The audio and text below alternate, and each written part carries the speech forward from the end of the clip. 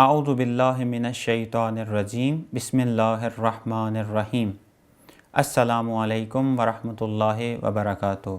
ناظرین گرامی قدر، نور الولایہ ٹی وی میں آپ کو خوش آمدید عرض کرتے ہیں اور ایام فاطمیہ کی مناسبت سے آپ کی خدمت میں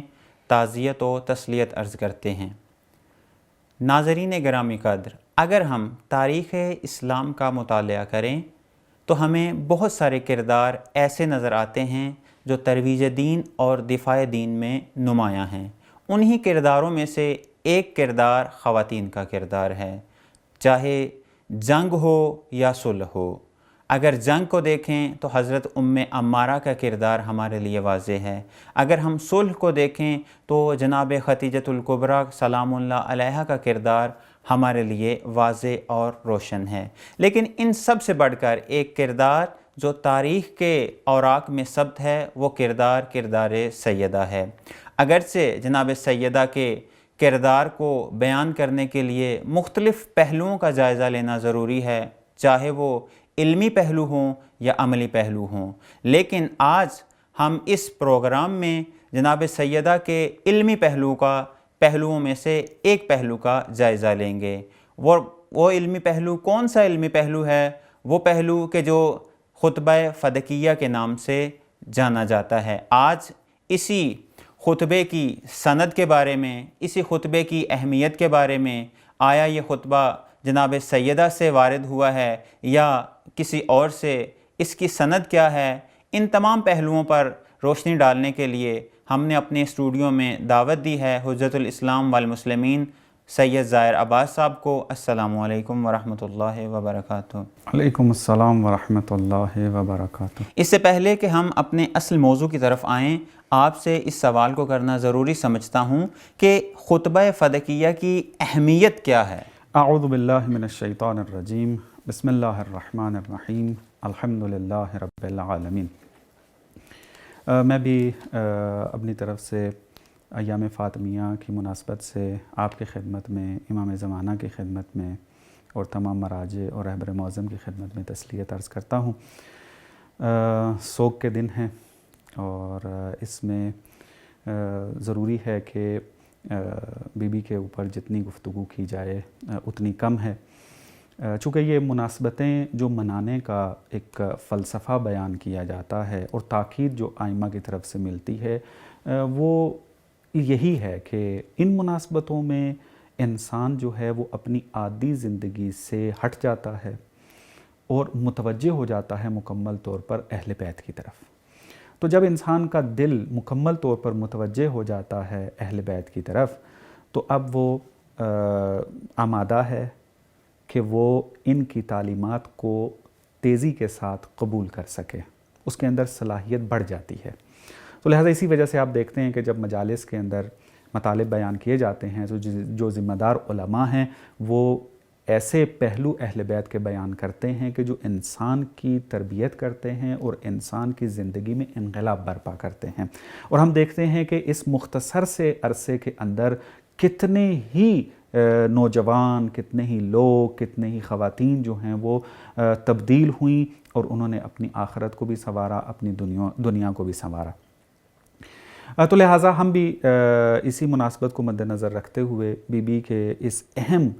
پہلو کے اوپر گفتگو کرنا چاہ رہے ہیں کہ جو خطبہ فدکیہ ہے، آپ نے اس کی طرف جو وہ اشارہ کیا ہے۔ خطبہ فدکیہ بی بی کا انتہائی مشہور خطبہ ہے کہ یہ خطبہ اس وقت بی بی نے ارشاد فرمایا کہ جب پیغمبر کی رحلت ہو جاتی ہے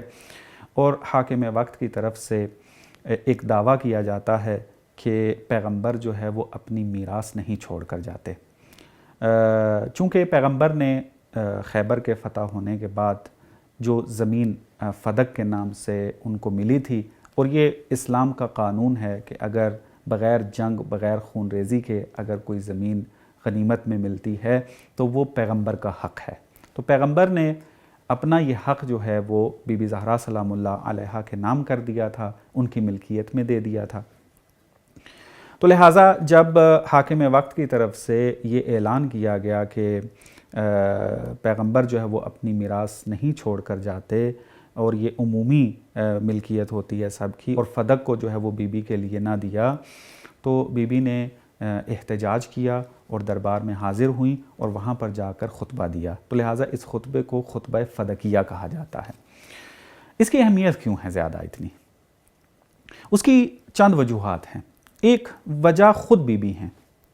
شخصیت جناب زہرا سلام اللہ علیہا یہ سبب ہیں کہ خطبہ فدقیہ کی اہمیت ہے، چونکہ ان کے جو فضائل ہیں، ان کا جو مقام ہے، اور پھر جس کیفیت میں جا کر انہوں نے دیا، جن حالات میں انہوں نے جا کر دیا، اس اعتبار سے اس خطبہ کی اہمیت بڑھ جاتی ہے۔ اور ایک اور چیز جو ہم جا کر دیکھتے ہیں اس خطبے کے اندر، وہ یہ کہ اس خطبے کو متعدد اسناد کے ساتھ ذکر کیا گیا ہے۔ اس کے اسناد بہت زیادہ ہیں، طرق بہت زیادہ ہیں، اور یہ ہم ادعا کر سکتے ہیں کہ یہ خطبہ جو ہے وہ متواتر ہے۔ اگر متواتر نہ ہو، مستفیض ضرور ہے، کہ علمی اصطلاحیں ہیں، اس کو ابھی کھولنے کا وقت نہیں ہے۔ اس کے بعد ہم جا کر دیکھتے ہیں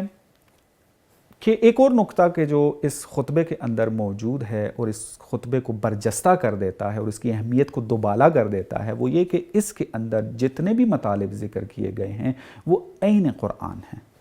یعنی قرآن کی آیات کی تفسیر ہیں، اور اسی وجہ سے اس کو کہا جاتا ہے کہ بی بی نے جو یہ خطبہ دیا ہے اس کے اندر قرآن کی تفسیر کی ہے انہوں نے۔ اب یہیں پہ ہمیں رسول پاک کی وہ آخری حدیث بھی سمجھ آ جائے گی کہ میں تم میں دو گراں قدر چیزیں چھوڑے جا رہا ہوں، ایک میری کتاب اور میری اہل بیت، میری اتباع۔ بالکل ایسے ہی ہے۔ تو ہم دیکھتے ہیں کہ قرآن اور سنت کے عین مطابق ہے، تو یہ اہمیت کو دوبالا کر دیتا ہے۔ حدیث جو بھی بیان ہوتی ہے، جب اس کو پرکھنا شروع کرتے ہیں علماء، تو اس میں ایک جو اہم ترین قرینہ جو پرکھا جاتا ہے اور اس کو دیکھا جاتا ہے وہ یہ کہ یہ کتنا قرآن کے اور سنت کے مطابق ہے۔ یہ مطلب کیوں بیان کر رہا ہوں، اس کی وجہ یہ ہے کہ ظاہر سی بات ہے 1400 سال کا زمانہ گزر چکا ہے، روایات کے زمانے سے ہم بہت زیادہ دور ہیں۔ اب اگر ہم نے دیکھنا ہو کہ روایت یہ امام سے صادر ہوئی ہے یا نہیں، معصوم ہستی سے صادر ہوئی ہے نہیں، تو اس کو ثابت کرنے کے لیے مختلف قرینوں کا سہارا لینا پڑتا ہے، تو یہ ایک اس میں سے ایک اہم قرینہ ہے۔ اس کے بعد ہم جا کر دیکھتے ہیں ایک اہم نقطہ، اور وہ یہ کہ اس خطبے کو ہم دیکھتے ہیں علماء تسنن اور علماء تشیع دونوں نے نقل کیا ہے۔ اس خطبے کی مزید اہمیت جو ہے وہ بڑھ جاتی ہے کہ یہ خطبہ حاکم وقت کے خلاف احتجاج کیا گیا تھا اور اس وقت بیان کیا گیا تھا، اور ہم دیکھتے ہیں کہ علماء اہل سنت بھی اس کو نقل کر رہے ہیں اپنی کتابوں میں اور علماء تشیع بھی اس کو نقل کر رہے ہیں، تو یہاں سے اور اہمیت اس کی جو ہے وہ واضح ہو جاتی ہے۔ ایک اور جو نقطہ اس کے اندر پوشیدہ ہے، اس خطبے کی اہمیت کو دوبالا کر دیتا ہے، وہ ہے اس کے بلاغی نکات، اور یہ وہی شخص جان سکتا ہے جو بلاغت میں ماہر ہو، کہ بی بی نے جن جملات کا انتخاب کیا، جن الفاظ کا انتخاب کیا، ایک بلاغی جو انسان ہے، بلاغت کا جو ماہر ہے، جب وہ اس خطبے کا مطالعہ کرتا ہے تو اس کو بہت زیادہ لطف آتا ہے اور بلاغت چھلکتی نظر آتی ہے اس کے اندر۔ تو یہ چند اہم نکات ہیں کہ جن کی وجہ سے ہم کہہ سکتے ہیں کہ خطبہ فدقیہ جب سے یہ صادر ہوا بی بی سے، اس وقت سے لے کے اب تک زندہ ہے، اہمیت کا حامل رہا ہے اور محفلوں کی زینت بنا رہا ہے۔ بہت خوب۔ جس طرح آپ نے ابتدا میں اس سوال کے جواب کے ابتدا میں یہ عرض کیا کہ اس خطبے کی اہمیت خود شخصیت جناب سیدہ ہیں، تو میں چاہوں گا کہ آپ جناب سیدہ کی شخصیت کو تھوڑا سا واضح کریں تاکہ ناظرین کے لیے بھی واضح ہو سکے۔ جی بالکل، بہت ضروری ہے کہ بی بی زہرا سلام اللہ علیہا کی ہستی کی معرفت حاصل کی جائے، تاکہ معلوم ہو سکے کہ ہم جس ہستی کے بارے میں بات کر رہے ہیں وہ کس بلند و بالا مقام کی حامل ہے۔ مختلف پروگرام چونکہ نور الولایہ کے توسط سے ہو رہے ہیں، تو اس میں بی بی کی ذات کے حوالے سے بعض بزرگان نے مطالب بیان کیے ہوں گے۔ میں یہاں پر ایک اہل سنت کے عالم کی بات کو نقل کرنا چاہتا ہوں بی بی زہرا سلام اللہ علیہا کی فضیلت کے بارے میں۔ وہ ہیں جناب آلوسی، کہ اہل سنت کے اہم ترین مفسر ہیں اور اس کا ایک علمی مقام ہے، اور انہوں نے ایک کتاب تفسیر کی لکھی ہے روح المعانی کے نام سے، کہ اس وقت علمی درس گاہوں کی یہ اور لائبریریوں کی زینت ہے۔ جو بندہ بھی تفسیر کا مطالعہ کرتا ہے وہ حتماً روح المعانی کا مطالعہ ضرور کرتا ہے۔ انتہائی اہل سنت کی عظیم شخصیت ہے۔ اگر ہم جناب آلوسی کی شخصیت کو دیکھتے ہیں تو ہمیں یہ نظر آتا ہے کہ مذہب تشیع کے خلاف ہیں، یہ شیعوں کے خلاف کافی انہوں نے جو ہیں وہ باتیں اپنی اس تفسیر کے اندر کی ہیں، لیکن اہل بیت سے محبت بہت کرتے ہیں۔ اس کے بہت سارے شواہد ہیں، میں اس کی طرف نہیں جانا چاہتا، ہم اپنے شاہد مثال کی طرف آئیں گے۔ جناب آلوسی جب سورہ مریم کی تفسیر کرتے ہیں اور اس آیت پر پہنچتے ہیں کہ جہاں پر جناب مریم کی فضیلت کا تذکرہ کیا جا رہا ہے، جہاں پر جناب مریم کو عالمین کے اوپر فضیلت عطا کی جا رہی ہے، تو یہاں پر جب پہنچتے ہیں تو ایک بحث کو شروع کرتے ہیں۔ وہ کہتے ہیں کہ ہم دیکھتے ہیں کہ افضل النساء جو بیان کی گئی ہیں وہ مختلف روایات کے اندر بیان کی گئی ہیں، تو ان کا تذکرہ کرتے ہیں اور کہتے ہیں کہ ان میں سے ایک جو ہیں وہ بی بی زہرا سلام اللہ علیہا ہیں۔ اب جناب آلوسی جو ہیں ان کی فضیلت بیان کرنا شروع کرتے ہیں اور نظریہ دیتے ہیں کہ میرے نزدیک جناب زہرا سلام اللہ علیہا ان خواتین سے بھی افضل ہیں، یعنی جناب مریم سے بھی اور باقی جو خواتین ہیں، اور تمام نساء عالمین جو ہیں ان کے اوپر برتری رکھتی ہیں، اور کوئی بھی خاتون جو ہے وہ بی بی زہرا سلام اللہ علیہا پر برتری نہیں رکھتا۔ اس کے جملے اس طریقے سے ہیں کہ ان فاطمۃ البتول افضل النساء المتقدمات والمتاخرات، کہ بی بی زہرا سلام اللہ علیہا یہ افضل النساء ہیں اور جو گزر چکی ہیں، جو آئیں گی، یعنی تمام عالمین کی عورتوں کے اوپر بی بی زہرا سلام اللہ علیہا جو ہیں وہ فضیلت رکھتی ہیں۔ دلیل کیا ہے جناب آلوسی؟ آپ کیوں اتنے یقین اور قاطعیت کے ساتھ کہہ رہے ہیں کہ بی بی زہرا سلام اللہ علیہا جو ہیں وہ افضل ہیں سب سے؟ فرماتے ہیں کہ من حیث انہا بضعۃ رسول اللہ، کیونکہ بی بی زہرا سلام اللہ علیہا جو ہیں وہ رسول اللہ کا ٹکڑا ہیں، بضعہ ہیں۔ بل ومن حیثیات اخر، کہتے ہیں کہ ایک تو یہ حیثیت ہے، اس کے علاوہ بھی حیثیات پائی جاتی ہیں، تو لیکن اہمیت کا حامل جو نقطہ ہے وہ اس بی بی کا بضعۃ رسول اللہ ہونا ہے۔ جب یہ بات کر دی آ کر، پھر آگے ایک انتہائی اہم اور حساس نقطے کو جو ہے وہ بیان کرتے ہیں۔ وہ نقطہ یہ ہے کہ ایک بحث موجود ہے کہ جناب مریم نبی تھی یا نہیں تھی۔ اہل سنت نے اس کے اوپر بحث کی ہے اور ایک قول پایا جاتا ہے اہل سنت کا، اگرچہ قائلین بہت کم ہیں اس کے، لیکن ایک قول کے طور پر پیش کیا گیا ہے اس کو کہ جناب مریم جو ہیں وہ نبی تھیں۔ اس کی وجہ کیا بیان کرتے ہیں؟ چونکہ جبرائیل نے ان سے گفتگو کی تھی، وہ ایک تفصیلی بحث ہے، میں اس میں نہیں جانا چاہتا۔ تو اب یہاں پر ایک احتمال یہ موجود ہے، ایک قول یہ موجود ہے کہ جناب مریم جو ہیں وہ نبی ہیں۔ تو اب جناب آلوسی یہاں پر ایک سوال پیش کرتے ہیں کہ اگر میں یہ دعویٰ کر رہا ہوں کہ بی بی زہرا سلام اللہ علیہا یہ افضل النساء ہیں من المتقدمات والمتاخرات، تو جناب مریم اگر اس قول کے مطابق کہ یہ نبی ہوں تو پھر کیسے افضل ہو سکتے ہیں اس سے؟ تو جناب آلوسی فرماتے ہیں کہ وَهَذَا سَائِغٌ عَلَى الْقَوْلِ بِالنَّبُوَّةِ مریم ایضاً، یہ جو میں قول کہہ رہا ہوں کہ بی بی زہرا تمام عورتوں سے افضل ہیں، یہ اس وقت بھی ٹھیک ہوگا کہ جب اگر قائل ہو جائیں کہ جناب مریم نبی بھی ہیں۔ یعنی یہ جواب ہے ان لوگوں کے لیے کہ جو جناب سیدہ کی شخصیت کشی نعوذ باللہ کرتے ہیں، اور آج کے دور میں بھی ہم اگر دیکھیں تو بہت سارے لوگ ہیں کہ وہ جناب سیدہ کی شخصیت کشی کرتے ہیں۔ یہ ایک جواب ہے ان کے لیے کہ جناب سیدہ کی فضیلت اور اہمیت اہل سنت کی زبان سے کیا ہے۔ بالکل، میں آپ نے اچھے نقطے کی طرف اشارہ کیا ہے۔ اب دیکھیں کہ یہ جو مطلب بیان کر رہا ہے کوئی شیعہ نہیں ہے، اہل سنت ہے اور سلفی مذہب ہے، اور تفسیر اس کی اٹھا کے دیکھ لیں جا کر مکتب تشیع کے خلاف انہوں نے بہت ساری باتیں کی ہیں، بہت سارے عقائد تشیع کے رد کیے ہیں انہوں نے اپنی کتاب کے اندر۔ اہل مطالعہ جانتے ہیں، اور جو نہیں جانتے وہ مطالعہ کریں روح المعانی کا جا کر۔ یہ انسان کہ جو ہماری زبان میں جو مثلا بعض اوقات عرفی زبان میں کہتے ہیں کٹر اہل سنت ہے، وہ جناب زہرا کے بارے میں یہ فرما رہا ہے کہ اگر ہم ایک قول یہ جو بیان کیا جاتا ہے ایک قول کے طور پر، ایک احتمال کے طور پہ کہ جناب مریم جو ہیں وہ نبی ہیں، تب بھی جناب زہرا سلام اللہ علیہا جو ہیں وہ ان پر افضل ہوں گی۔ مجھے یہاں پہ علامہ اقبال کے وہ اشعار یاد آ گئے ہیں کہ جس میں آخر میں جناب سیدہ کی جب مدح بیان کرتے ہیں تو بیان کرتے ہیں کہ اگر میرے پاؤں میں اسلام، شریعت اسلام کی زنجیریں نہ ہوتی تو میں قبر فاطمہ کا ہمیشہ طواف کرتا۔ بالکل ایسے ہی ہے، اور انہی چیزوں کو مد نظر رکھ کے جناب اقبال نے جو ہے بعض اشعار کہے ہیں، اور واقعاً بہت بہترین جو ہیں وہ اشعار یہاں پر بیان کیے۔ اور اتفاقاً علامہ اقبال نے جناب سیدہ کو حضرت مریم سے ہی نسبت دی ہے۔ بالکل ایسے بہت خوبصورت اشعار ہیں۔ میں بات کو آگے بڑھاؤں گا۔ اچھا، اب جناب آلوسی سے کوئی آ کر سوال کر لیتا ہے کہ یہ کیسے آپ دعویٰ کر رہے ہیں کہ جناب مریم کا اگر احتمال دیا جائے کہ وہ نبی ہیں پھر بھی جو ہے وہ جناب زہرا افضل ہوں گی، تو اتنا بڑا دعویٰ کر رہے ہیں، دلیل کیا آپ کے پاس؟ تو وہی دلیل جو پہلے جناب آلوسی نے دی، دوبارہ اس کو دہراتے ہیں، کہتے ہیں کہ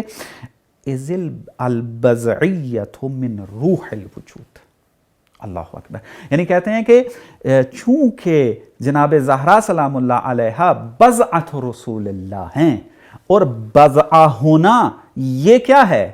یہ روح وجود، پیغمبر کے روح وجود سے یہ بضعیت حاصل ہے ان کو، یعنی یہ تشریفاتی جملہ نہیں ہے جیسے ہم عرف کے اندر بعض اوقات ہم کہتے ہیں اپنے اولاد کے لیے جن سے ہمیں محبت ہوتی ہے اس کے لیے کہتے ہیں یہ تو میرے جگر کا ٹکڑا ہے، ٹھیک ہے، یہ ہے، لیکن کہتے ہیں کہ تشریفاتی جملہ نہیں ہے، حقیقت میں تکوینی طور پر اگر دیکھا جائے تو بی بی زہرا سلام اللہ علیہا روح وجود پیغمبر کا بضعہ ہیں۔ خوب، اسی لیے خداوند متعال نے جو قرآن کو نازل کیا ہے رسول کے قلب کے اوپر نازل کیا ہے، اور اسی قلب کے بارے میں رسول فرما رہے ہیں الفاطمہ تو بضعۃ منی، البضعیۃ من روح الوجود والسید کل موجود۔ یہ بضعیت کس موجود سے ہے؟ کہ جو ہر موجود کا سردار ہے۔ جب ہر موجود کا سردار اس کی بضعیت حاصل ہے جناب زہرا کو، تو پھر جناب مریم کا اگر احتمال مان بھی لیا جائے کہ وہ نبی ہے تو یہ افضلی قرار پائیں گے اس کے اوپر۔ کتنی خوبصورت بات۔ اب یہاں پر جو ہے وہ ایک اور میں نقطہ بیان کرتا جاؤں، بعض اوقات تشیع کے اوپر کفر کے فتوے لگا دیے جاتے ہیں کہ شیعہ جو ہیں وہ ائمہ علیہم السلام کو افضل مانتے ہیں انبیاء سے، پیغمبر کو نکال کے، چونکہ پیغمبر افضل ہیں، اس کے بعد پھر مقام ہے اہل بیت کا، تو پھر کہتے ہیں یہ تو کفر آپ نے کر دیا آ کر۔ تو اگر کفر کے فتوے لگانے ہیں تو جناب آلوسی پر پہلے فتویٰ لگائیں کہ جناب آلوسی اس احتمال کو مد نظر رکھتے ہوئے بھی کہ جناب مریم نبی ہیں پھر بھی جناب زہرا کو افضل قرار دے رہے ہیں جناب مریم کے اوپر۔ ماشاءاللہ، بہت اچھے نکات آپ نے بیان فرمائے، اور واقعاً استفادہ کیا ہم نے بھی، اور یقیناً ناظرین نے بھی استفادہ کیا ہوگا۔ میرا اگلا سوال آپ سے یہ ہے کہ بعض اوقات ہمیں یہ سننے میں ملتا ہے کہ جناب فاطمہ زہرا سلام اللہ علیہا نے یہ جو خطبہ بیان فرمایا یہ الفاظ ان کے نہیں ہیں، تو آپ اس خطبے کی سند کے حوالے سے بتائیں کہ اس خطبے کی سند کی کیا حیثیت ہے؟ جی ہاں، انتہائی اہمیت کا حامل سوال ہے یہ بھی۔ ظاہر سی بات ہے جب ہم خطبہ فدکیہ کے اوپر بات کر رہے ہیں تو اس کی سند پہ بھی بات ہونی چاہیے، اور جیسے میں پہلے بھی آپ کی خدمت میں بیان کیا تھا کہ جب بھی حدیث کی بات آتی ہے تو اس کا طریقہ کار یہی ہے، اور یہ ناظرین کو یہ بات جان لینی چاہیے کہ جب بھی کوئی بندہ حدیث بیان کرے تو حتماً اس سے پوچھیں کہ یہ حدیث معصوم سے ثابت بھی ہے یا نہیں، چونکہ ہم 1400 سال کے بعد زندگی گزار رہے ہیں اور ہمارے تک یہ احادیث نقل ہوئی ہیں، تو اس نقل شدہ حدیث کی سند کو دیکھنا، اس کے صادر ہونے پر اطمینان حاصل کرنا ہر مسلمان کے اوپر جو ہے وہ ضروری ہوتا ہے، تاکہ ہم جو ہے وہ نسبت دے سکیں قطعیت کے ساتھ، یقین کے ساتھ اہل بیت کی طرف۔ تو میں اپنے موضوع کی طرف آتا ہوں۔ جب خطبہ فدکیہ جو ہے وہ بیان کیا جاتا ہے تو ظاہر سی بات ہے اس کی سند پہ بات ہونا جو ہے وہ ضروری ہے۔ جب ہم خطبہ فدکیہ کی سند کی طرف رجوع کرتے ہیں تو میں اب ظاہر سی بات ہے جب سند کے گفتگو کرنا شروع کروں تو اس میں تخصصی اور بہت ساری اصطلاحات آ جائیں گے۔ میں نہیں چاہوں گا کہ ایک ایسی زبان استعمال کی جائے یہاں پر کہ جو ہمارے ناظرین کو بالکل سمجھ میں ہی نہ آئے۔ میں فقط خلاصہ کرتے ہوئے گزروں گا، انشاءاللہ اگر خدا نے توفیق دی اس کو کسی جو تخصصی لیکچرز ہیں اس کے اندر بیان کیا جائے گا، اور معمولاً بیان کیا بھی گیا ہے اور کتابیں لکھی جا چکی ہیں اس کے اوپر، جو اہل علم ہیں، اہل مطالعہ ہیں، وہ وہاں پر جا کر رجوع بھی کر سکتے ہیں۔ میں اگر مختصر طور پر یہاں بیان کرنا بھی چاہوں تو یہ بیان کروں گا کہ اس خطبے کے 92 راوی ہیں، 92 راوی ہیں، اور اس خطبے کے 25 طرق ہیں۔ اب یہ اصطلاح ہے طرق کا ہونا کہ مختلف طریق ہیں، اور کیا مراد ہے اس کی، بہرحال یہ یعنی جس طرح ہم سورہ کافی میں بھی دیکھتے ہیں کہ ایک صحابی نے دوسرے صحابی سے، دوسرے نے تیسرے سے، تیسرے نے چوتھے سے، پھر ایک مقام پہ آ کے یہ کہا جاتا ہے کہ اس نے امام سے یہ سنا ہے، جی یہ سند ہو جاتی ہے۔ مثلا طرق اس طریقے سے بن جاتے ہیں کہ وہ جو ڈائریکٹ امام سے نقل کر رہا ہے، اس بندے سے مختلف لوگوں نے نقل کیا ہو، یہ پھر طریق بن جاتے ہیں یہاں سے، ٹھیک ہے۔ مثلا جناب ابن عباس نے روایت نقل کی پیغمبر سے،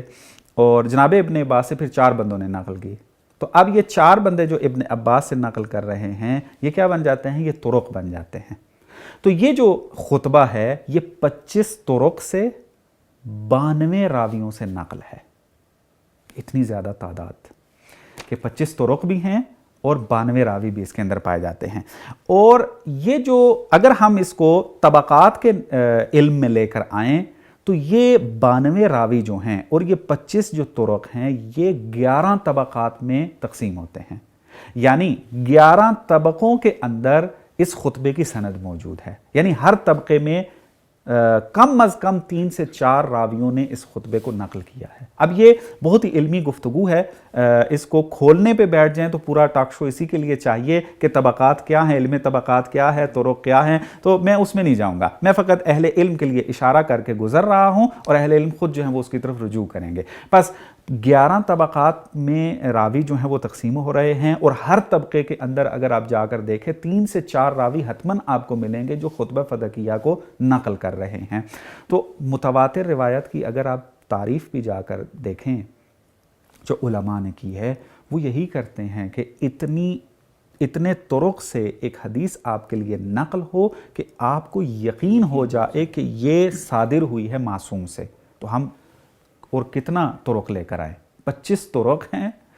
اور ہر طبقے کے اندر بھی 4 طریق موجود ہیں، یعنی 4 راوی حتماً جو ہیں اس خطبے کو نقل کر رہے ہیں، تو حتماً اس کے اوپر متواتر ہونا صدق کرتا ہے۔ لیکن اگر کوئی سخت لے مبانی کے اعتبار سے تو متواتر نہ بھی ثابت کر سکیں تو مستفیض لازمی ہے، کہ جو مستفیض مرتبہ ہے خبر واحد اور متواتر کے درمیان کا، کہ جو اپنی حیثیت رکھتا ہے اور خبر واحد سے اس کی اہمیت بہت بلند ہے، اور متواتر کے قریب قریب جو ہے وہ بن جاتا ہے۔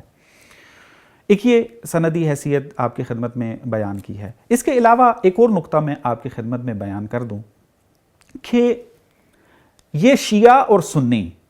دونوں علماء نے نقطہ جو ہے وہ اپنی علم رجال اور علم درایا کی کتابوں میں جو ہے وہ بیان کیا ہے، وہ یہ ہے کہ اگر ایک حدیث کو مختلف اور متعدد طرق کے ساتھ بیان کیا جائے تو اس کی سندی تحقیق کرنے کی پھر نوبت نہیں آتی۔ سندی تحقیق اس وقت کریں گے کہ جب اس کے طریق کم ہیں، سند کم ہے، مثلا خبر واحد ہے، متواتر تک نہیں پہنچی ہے، تو سند کی ضرورت پڑے گی، آپ تحقیق کریں۔ لیکن اگر اتنے زیادہ طریق موجود ہیں، اتنی زیادہ اسناد موجود ہیں، تو شیعہ بھی اور سنی بھی دونوں محدثین جو ہیں اس بات پر متفق ہیں، پھر وہاں سند کی بررسی کی نوبت نہیں آتی۔ تو ہم دیکھ رہے ہیں یہاں پر آپ کی خدمت میں بیان کیا ہے کہ آپ اگر رجوع کریں، اس کی اسناد کی تحقیق کرنا شروع کریں تو 25 طرق آپ کو ملیں گے،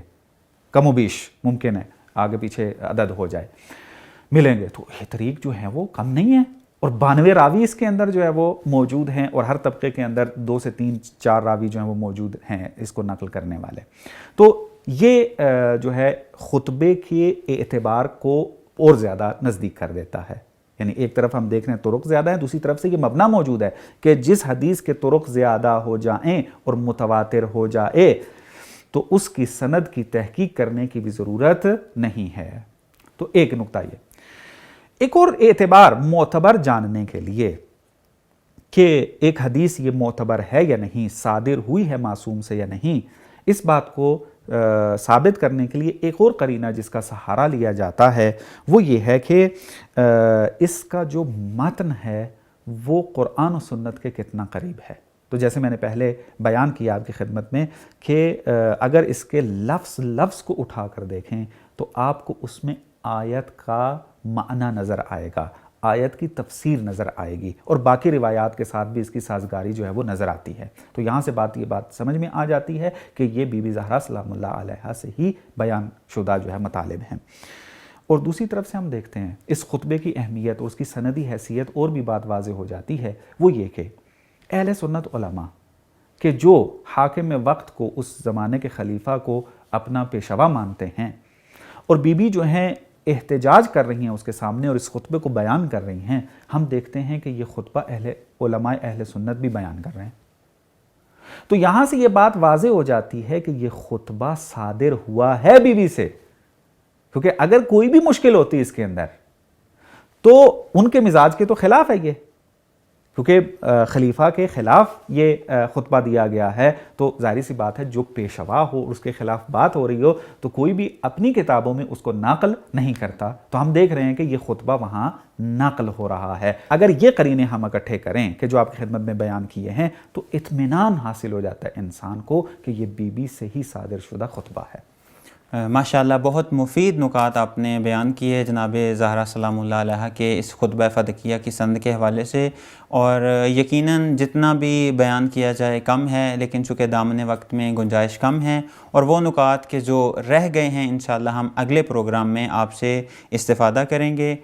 آپ کا بہت شکریہ کہ آپ نے ہمیں وقت دیا۔ تو ناظرین، جس طرح سے آپ نے ملاحظہ فرمایا کہ ہمارے مہمان نے بہت ہی اچھے انداز میں خطبہ فدقیہ کی اہمیت کو آپ کے سامنے اجاگر کیا، اور اہل سنت کے منابع سے جناب سیدہ کی شخصیت کو بیان فرمایا کہ کتنی فضیلت کی حامل یہ بی بی ہیں کہ جن کے بارے میں خود اہل سنت کے جو مفسرین ہیں وہ کون کون سی تعبیریں بیان فرما رہے ہیں، اور وہ خطبہ کہ جو جناب سیدہ نے حاکم وقت کے دربار میں بیان فرمایا اس کی سند کیا ہے۔ یعنی اگر ایک خطبہ، ایک روایت 92 راویوں سے نقل کی گئی ہو تو آپ خود اندازہ لگا سکتے ہیں کہ اس خطبے کی، اس روایت کی سند کیا ہے۔ انشاءاللہ اس خطبہ کا محتوا کیا ہے، اس کے اندر علمی نکات کیا ہیں، ہم آنے والے پروگراموں میں آپ کی سماعتوں کی نظر کریں گے۔ تب تک کے لیے اجازت دیجیے۔ والسلام علیکم ورحمۃ اللہ وبرکاتہ۔